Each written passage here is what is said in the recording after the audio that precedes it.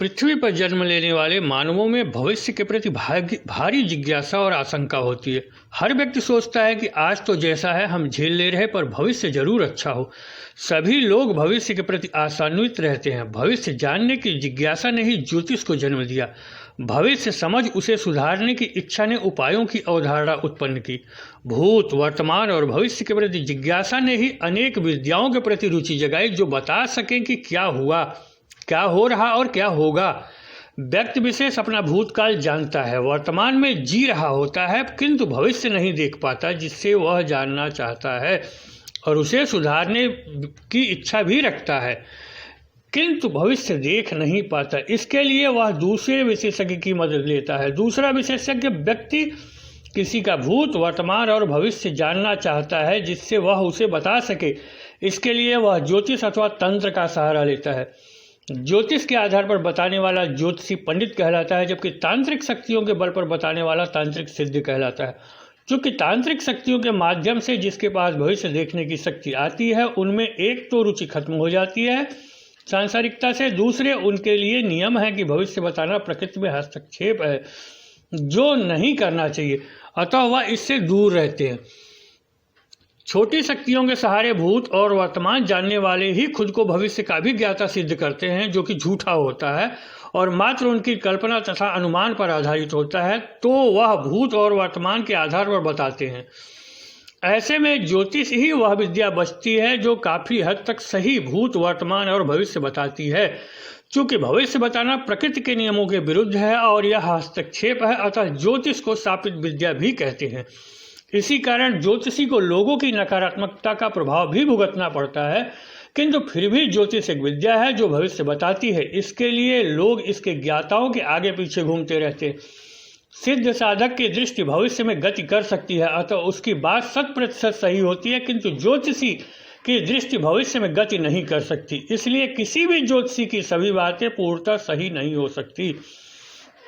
एक प्रकांड ज्योतिषी भी किसी के जीवन का जब संपूर्ण विवरण देगा तो वह 80 से 90% तक ही सही हो सकता है। कोई बात सही होती है, कोई कभी गलत भी हो जाती है। इसका कारण यह होता है कि ज्योतिष गणितीय सूत्रों पर आधारित विद्या है, जहां गणना के आधार पर भविष्यवाणी की जाती है, ना कि अंतर्दृष्टि के आधार पर। ज्योतिष उन नकारात्मक प्रभावों की गणना नहीं कर पाता जो ग्रहों से अलग हो, जबकि देश, काल और परिस्थिति के अनुसार इनका प्रभाव भी व्यक्ति पर पड़ता है। यही कारण है जो वास्तविक विद्वान होते हैं वह स्पष्टतः कभी नहीं कहते कि ऐसा ही होगा, अपितु वह हमेशा संभावना व्यक्त करते कि ऐसा हो सकता है। उन्हें पता होता है कि इनमें आंशिक परिवर्तन हो सकता है। वह ज्योतिष की सीमाओं को समझते हैं। प्रकांड विद्वान की बात भी अलग अलग व्यक्तियों के जीवन में अलग अलग प्रतिशत तक सही होती है। यह उस व्यक्ति को प्रभावित कर रही अन्य शक्तियों के ऊर्जा पर निर्भर करती है। उच्च साधकों के लिए ग्रह परिणाम ही बदल जाते हैं। गंभीर नकारात्मकता से ग्रस्त व्यक्ति के लिए ग्रह लाभ कम हो जाते हैं। अक्सर ऐसा देखा जाता है कि लोगों को उनके जन्म कुंडली के अनुसार प्राप्त होने वाले फलों में कमी मिलती है, जबकि जो दुष्प्रभाव बताए गए होते हैं वह उससे अधिक मिलते हैं अथवा कष्ट की मात्रा बढ़ जाती है। यह उपरोक्त कारणों से ही होता है। पृथ्वी की सतह पर उत्पन्न नकारात्मकता का आकलन ज्योतिष उसी आधार पर करता है जब ज्योतिष के सूत्र बनाए गए थे। उस समय नकारात्मक शक्तियों का प्रभाव कम था, क्योंकि व्यक्ति अधिक संयमित, संतुलित प्रकृति के सानिध्य में रहने वाला था। आज परिस्थितियों और प्रभाव बदलने से नकारात्मक शक्तियां भी और नकारात्मक ऊर्जा भी अधिक बढ़ गई है, जबकि व्यक्ति भी प्रकृति से दूर हो चला है, जहां उस पर किसी ग्रह की रश्मियों की मात्रा भी कम अधिक पड़ रही है। फलस्वरूप परिणाम में अधिक परिवर्तन देखने में आ रहे। जन्म समय किसी बच्चे का भाग्य देखकर कोई ज्योतिषी उसके कुंडली में राजयोग बताता है, किंतु बड़े होने पर वह व्यक्ति दरिद्रता का जीवन जीने को विवश हो जाता है। जन्म समय किसी को महाधनवान होने की घोषणा ज्योतिष कर देता है, किंतु व्यक्ति ऋण के बोझ से ग्रस्त जीवन जीता है। राजा सा जीवन जिसका ज्योतिष अनुसार होना चाहिए, वह भिखारी और दास सा जीवन व्यतीत करता है। सभी के साथ ऐसा नहीं होता, किंतु बहुतों के साथ ऐसा होता है। भाग्य बहुत प्रबल हो और नकारात्मकता की मात्रा कम हो तो व्यक्ति राजा बनता ही है, किंतु जब भी संतुलन बिगड़ता है राजयोग भी विफल होने लगता है। नैसर्गिक राजयोग इससे अधिक प्रभावित होता है, जबकि विपरीत राजयोग इनसे कम प्रभावित होता है, क्योंकि विपरीत राजयोग खुद विपरीत प्रकृति और गुणों पर आधारित होता है, जहां कभी कभी नकारात्मक प्रभाव उसमें सहायक ही हो जाते हैं। यह ज्योतिषी भी जानते हैं कि विपरीत राजयोग वाला व्यक्ति नैसर्गिक रूप से सही मार्ग से राजयोग नहीं पाता। ज्योतिषी सूत्र उस समय बनाए गए थे जब व्यक्ति संस्कारित, संयमित, सामाजिक, पारिवारिक, नैतिक दायित्वों का पूर्ण निष्ठा से पालन करने वाला था। उस समय पितृ संतुष्ट होते थे, ग्राम देवता, क्षेत्रपाल, कुल देवता, देवी संतुष्ट होते थे, प्रसन्न होते थे, क्योंकि इनके पर्याप्त सम्मान और पूजा दी जाती थी। नियमों का पालन होता था और किसी नकारात्मक शक्ति जैसे भूत, प्रेत, पिशाच, ब्रह्म, सती, पीर, जिन्न, शहीद, मजार, श्मशान को लोग नहीं पूजते थे। इष्ट देवता प्रसन्न होते थे और उन तक पूजा पहुंचती थी। कोई अवरोधक शक्ति इष्ट, कुल देवता, पितृ और व्यक्ति के बीच नहीं होती थी। ग्रहों के परिणाम उस समय जैसे मिलते थे, उस आधार पर ज्योतिषी सूत्रों की गणना और रचना की गई। आज स्थितियां भिन्न हो चुकी हैं, सभी परंपराएं विकृत हो रही हैं, जिससे गंभीर नकारात्मक प्रभाव उत्पन्न हो रहे। नकारात्मक ऊर्जाओं का प्रभाव बहुत बढ़ गया है। भीषण मारकाट, युद्ध, हत्या, दुर्घटना से भूत प्रेत आदि की संख्या बढ़ गई है। लोग पितरों की संतुष्टि नहीं देख रहे, कुल देवता देवी की ठीक से पूजा नहीं हो रही, कुछ को तो इनका पता ही नहीं, ग्राम देवता, स्थान देवता, क्षेत्रपाल आदि का पता नहीं या ठीक से याद भी नहीं किए जा रहे। लोग दूसरे धर्मों के मरे हुए आत्माओं जैसे शहीद, पीर, जिन्न आदि को पूज रहे हैं, उनके आगे सर झुका रहे, जबकि कभी इन्होंने इनके ही पितरों पर जुल्म ढाए थे। ऐसे में क्या पितृ खुश होंगे अपने वंशजों से? क्या कुल देवता देवी प्रसन्न होंगे अपने द्वारा संरक्षित खानदान के लोगों से? क्या इष्ट तक पूजा पहुंच पाएगी जबकि कुल देवता देवी और पितृ असंतुष्ट, अप्रसन्न हो? तब क्या नकारात्मक ऊर्जाओं की मात्रा नहीं बढ़ेगी? जिस मकान में लोग रह रहे आज वह लोहे से बना हो रहा है। क्या ग्रह विशेष का प्रभाव नहीं बढ़ेगा और ग्रह प्रभाव नहीं बदलेंगे? चारों तरफ भूत प्रेत, अकाल मरे लोगों की भीड़ होगी, तो क्या वह प्रभावित नहीं करेंगे? अगर जमीन में किसी मृत व्यक्ति का कंकाल हो तो क्या वह प्रभावित नहीं करेगा? जबकि पहले मकान जमीन सोच कर बनाए जाते थे। परिवार में वीर, ब्रह्म, जिन्न, खबीस आदि का प्रभाव हो तो क्या वह प्रभावित नहीं करेंगे और अवरोध, दुर्घटनाएं, अनावश्यक व्यय, बीमारियां नहीं देंगे? जब व्यक्ति और लोग इनसे ही उलझेंगे तो क्या भाग्य का पूरा ले पाएंगे? नकारात्मक प्रभाव मिलने वाले भाग्य में अवरोधक बल उसमें कमी करवा देते हैं। आज आपको किसी व्यक्ति से 1 लाख रुपए मिलने हैं, उनमें से आपका लाभ 10,000 का है।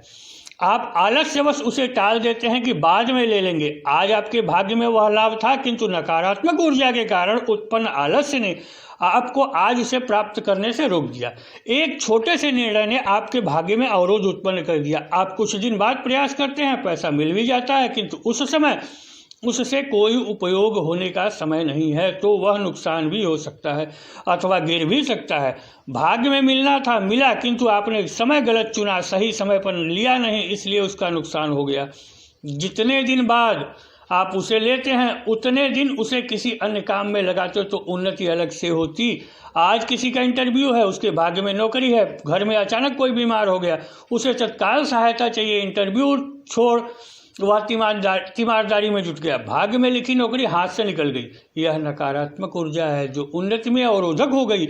ऐसा भी होता है, आप माने या न माने, कहने वाले कुछ भी कहें, भाग्य को अटल माने पर हमने कमियां होते बहुतों में देखा है। पृथ्वी के वातावरण अर्थात सतह से कुछ नकारात्मक प्रभाव उत्पन्न होता है जो कहीं अधिक कहीं कम होता है। ज्योतिष की समस्त विवेचना इनके सामान्य प्रभाव के आधार पर हर जगह एक ही होती है, जबकि जहां प्रभाव अधिक है वहां ग्रहों के प्रभाव में परिवर्तन आ जाता है। कुल देवता, देवी दोष, इष्ट नाराजगी, वास्तु दोष, गलत जीवनचर्या, किए कराए का दोष, पितृदोष, पितरों के साथ जुड़ गई अन्य आत्माओं आदि से नकारात्मकता में वृद्धि होती है, जो हर जगह अड़चनें उत्पन्न करती है। स्वास्थ्य, मानसिक स्थिति, पारिवारिक सौहार्द, आर्थिक स्थिति, निर्णय क्षमता आदि को प्रभावित करते हैं और जो मिलना है वह भी नहीं मिलने देते। माध्यम व्यक्ति खुद हो जाता है पर उसे समझ नहीं आता। आपकी कुंडली में राजयोग है, आप चुनाव लड़ते हैं और बस एक शब्द गलत बोल जाते हैं, किसी प्रभाव के कारण अथवा थोड़ा सा गलत कर्म हो जाता है जो प्रचार पा आपको हरा देता है। आपका राजयोग समाप्त। अब आप छुटभइये नेता हो गए। इंटरव्यू का समय किन्हीं कारणों से मिस हो गया, आपका राजयोग गया। आप तैयारी के समय विभिन्न समस्याओं में उलझ गए, परिवार के, आपकी परीक्षा बिगड़ गई, राजयोग चौपट। यह सब नकारात्मक प्रभाव हैं जो कुंडली में नहीं होते। भाग्य का पूरा फल अथवा भाग्य में लिखा राजयोग भी व्यक्ति को नहीं प्राप्त हो पाता, जबकि भाग्य जानने के लिए अक्सर लोग यहाँ वहाँ अपनी कुंडलियाँ लिए फिरते हैं, अनोखों जगह पोस्ट करते रहते हैं, पर संतुष्टि कम ही मिल पाती है। इसका कारण है कि जो ज्योतिषी बता रहे हैं वैसा उनके जीवन में घटित कम हो रहा है। यहाँ गलती ज्योतिषी की नहीं होती, जो आपके भाग्य में लिखा है वही ज्योतिषी बता रहा है। गलती आपकी भी नहीं है, क्योंकि वह नहीं हो रहा जो ज्योतिषी बता रहा है। गलती तो आपसे या परिवार से जुड़ी नकारात्मकता का है, जो आपके भाग्य के अनुसार घटनाएं होने नहीं दे रहा। ज्योतिषी ने बताया पितृदोष है, उससे उत्पन्न समस्याएं भी बता दी, किंतु आपकी कुंडली यह नहीं बताती पितरों के साथ दूसरे की आत्माएं भी जुड़कर आपको प्रभावित कर रही हैं।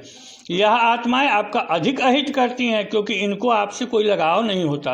पितृ तो जल्दी नुकसान नहीं करते, इसलिए उनसे उत्पन्न सामान्य समस्या ज्योतिषी बता देता है, पर समस्या गंभीर होती है क्योंकि दूसरे उसे उत्पन्न करते हैं। चूंकि पितृ खुद असंतुष्ट होते हैं, इसलिए दूसरी आत्माओं को रोकते नहीं।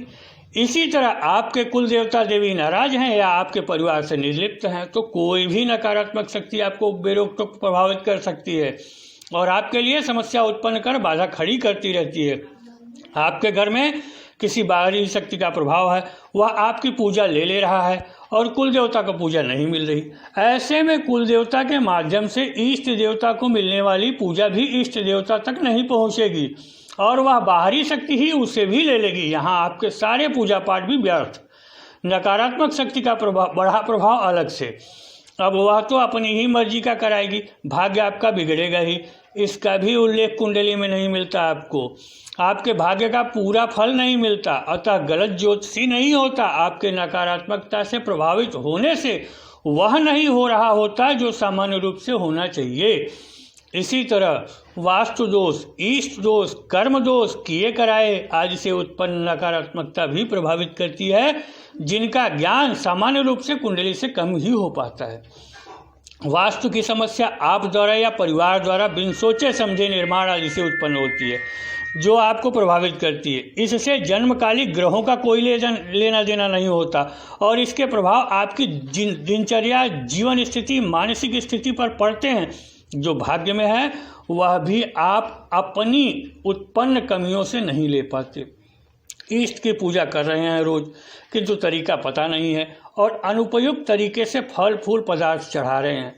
इष्ट के प्रतिकूल आचरण कर्म कर रहे हैं। ऐसे में इष्ट प्रसन्न न होकर नाराज हो गया। आ रही ऊर्जा अनियंत्रित होकर नुकसान कर रही। कोई बाहरी बाधा या शक्ति आपके घर में है या आपको प्रभावित कर रही है और आप उससे मुक्ति के लिए, राहत के लिए टुटकों का सहारा ले रहे हैं, जिससे वह शक्ति पर कोई प्रभाव तो नहीं पड़ रहा, पर वह चिढ़ जरूर जा रही और अधिक नुकसान कर रही। आप अस्त व्यस्त होकर अपनी दिनचर्या में असंतुलित हो भाग्य का नहीं ले पा रहे। यह सब भी कुंडली, ग्रह, भाग्य नहीं बताते हैं। किसी ने आपके परिवार या सदस्यों पर या आप पर कोई तांत्रिक अविचार कर दिया, आप परेशान हो गए, सब अस्त व्यस्त है, भाग्य में जो मिलना है उसे नहीं ले पा रहे, खुद बीमार हो रहे या मन नहीं लग रहा। जरूरी अवसर पर परिवार का कोई बीमार हो गया, अचानक कोई दुर्घटना हो गई, कोई पैसे लेकर दबा लिया, ऐसी स्थिति में आई कि कर्ज हो गया, इतना तनाव बढ़ा कि घर में कलह होने लगा, आप बुरी तरह डिस्टर्ब हो गए, मानसिक, शारीरिक और आर्थिक रूप से, जबकि यह सब भाग्य में अथवा कुंडली में नहीं था। यह तो दूसरे द्वारा नकारात्मक ऊर्जा या शक्ति का प्रक्षेपण था। आप भाग्य की भविष्यवाणी के लिए यथा क्षमता, यथा समय प्रयास ही नहीं कर पा रहे और जो भाग्य में मिलना है वह भी नहीं ले पा रहे। ऐसे में ज्योतिषी की भविष्यवाणी तो गलत हो ही जाएगी। वह तो ग्रह स्थितियों के अनुसार बता रहा और यहाँ आप दूसरी शक्तियों से प्रभावित हैं। इसके लिए आपको अपने नकारात्मकता को हटाना चाहिए, चाहे वह किसी भी तरह की हो। अच्छे जानकार से विश्लेषण कराना चाहिए जो इन बातों को समझता हो। यह ज्योतिष के विषय नहीं है। जब सामान्य स्थिति होगी तभी भाग्य का भी मेल होगा और ज्योतिषी की भविष्यवाणी भी सच होगी। ये सब हमारे खुद के व्यक्तिगत अनुभव हैं जो लोगों को देखते देखते बने हुए हैं। अतः पहले नकारात्मकता को हटाइए, तभी आपके भाग्य का मिलेगा। आपकी कुंडली का राजयोग है तो राजयोग मिलेगा, नहीं तो आपकी कुंडली का राजयोग भी काम नहीं करेगा इन नकारात्मकताओं के कारण। यह विषय ज्योतिष और तंत्र से संबंधित था। इस विषय को अभी यहाँ पर हम समाप्त करते हैं। हमारे वीडियो में आपको पारलौकिक दुनिया से संबंधित, आपके जीवन से संबंधित अनेक प्रकार के उपाय, समस्याएं, विश्लेषण मिलेंगे। इनको जानने के लिए, समझने के लिए आपको हमारे चैनल को सब्सक्राइब करना चाहिए और चैनल को देखना चाहिए। तो चैनल सब्सक्राइब करके अपने जीवन से जुड़ी समस्याएं देखें, पारलौकिक दुनिया के रहस्य जानें, ब्रह्मांड, आध्यात्मिक दुनिया के रहस्य जानें और अपने जीवन से, समस्याओं से जुड़े हुए उपाय जानें। धन्यवाद।